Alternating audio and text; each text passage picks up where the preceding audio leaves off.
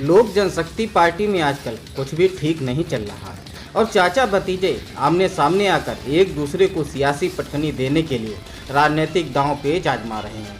लेकिन इस बार चिराग का सामना राजनीति के साइलेंट किलर अपने ही उस चाचा पशुपति पारस से है, जिसने राजनीति के तमाम उतार चढ़ाव के दौरों को रामविलास पासवान जैसे नेता के साथ झेला है। इसलिए पारस की चुनौती पिंच हिटर चिराग के लिए मुश्किलें तो पैदा करेंगी। फिलहाल फ्लैशबैक में नजर डालें तो चिराग पासवान भी अपने पिता रामविलास पासवान के रास्ते पर ही हैं, लेकिन चाचा भतीजे की इस लड़ाई पर सबसे खुश अगर आज कोई होगा तो वह लालू यादव होंगे। आज से करीब 15 साल पहले 2005 के फरवरी में विधानसभा का चुनाव होना था और लालू प्रसाद केंद्र में रेल मंत्री के रूप में शपथ ले चुके थे। पासवान भी उर्वरक मंत्री थे और गोधरा कांड पर इस्तीफा देकर अक़लियतों के पसंदीदा नेता बन चुके थे। लालू प्रसाद जहां लोकसभा की जीत से गदगद थे, वहीं रामविलास पासवान की नज़र बिहार की गद्दी पर थी।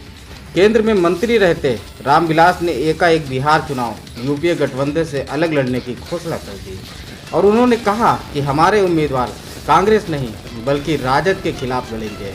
इस बयान के बाद बाहुबली की एक जमात रामविलास पासवान के पक्ष में खड़ी हो गई और रामविलास पासवान उस चुनाव में लालू प्रसाद के आवा मंडल को तोड़कर 29 सीट जीत भी जाते हैं। लालू बिहार की सत्ता के आंकड़े से पीछे रह जाते हैं, लेकिन लालू प्रसाद पर अभी भी उनके कोर वोट यादव और मुसलमान का भरोसा कायम बना रहता है। लेकिन सियासी दांवपेच में माहिर रामविलास पासवान सत्ता की चाबी अपने हाथ में लेकर अचानक घोषणा कर देते हैं कि बिहार का मुख्यमंत्री कोई मुस्लिम होना चाहिए।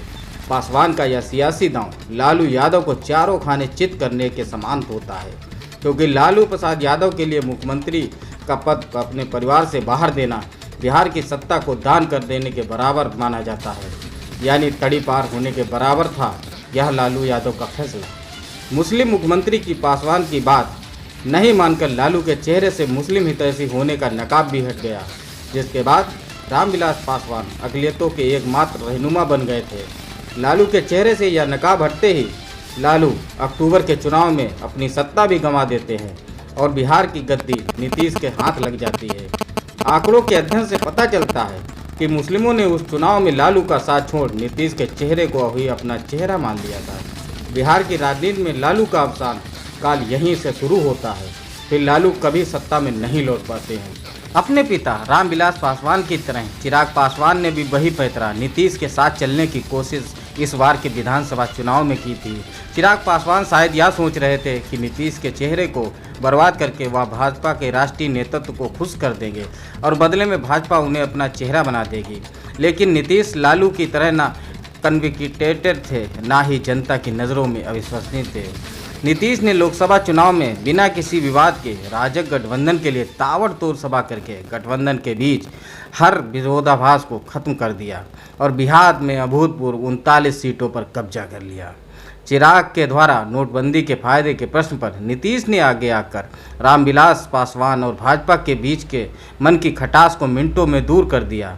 उसी नीतीश को समझ आ रहा था कि विधानसभा चुनाव वो लड़ किसके विरोध में रहे हैं। भाजपा के एक से एक कद्दावर नेता चिराग के बंगले में शरण लेकर नीतीश के आशियाने को जलाने को आतुर थे, लेकिन नियत को शायद कुछ और ही मंजूर था।